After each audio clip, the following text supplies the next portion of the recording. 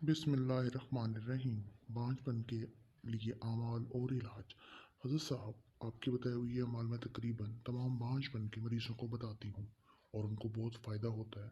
میرے تجربات میں یہ بات آئی ہے کہ دوا کے علاج کے ساتھ جن مریضوں نے پورے یقین کے ساتھ یہ اعمال کیے وہ نہ صرف صاحب اولاد ہوئے بلکہ ان کے ہاں بیٹی کی پیدائش بھی ہوئی۔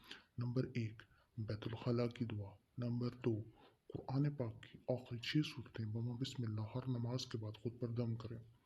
نمبر 3، روحانی غسل خاص کر ان حاملہ خواتین کو بتایا جن کا حمل میں بلڈ پریشر بہت ہائی رہتا تھا۔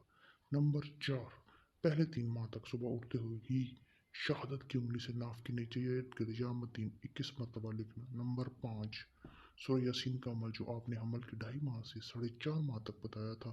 عشاء کے بعد سورہ یاسین 3 مرتبہ پڑھنا، اول و آخر 11 مرتبہ درود ابراہیمی پڑھیں۔ نمبر 6، سب سے آزمودہ عمل سورہ بقرہ کا عمل جو 9 ماہ کرنا ہے، بے اولادی اور بیٹے کے لیے ہر چاند کی پہلی 7 تاریخوں میں روزانہ 1 مرتبہ پڑھنا۔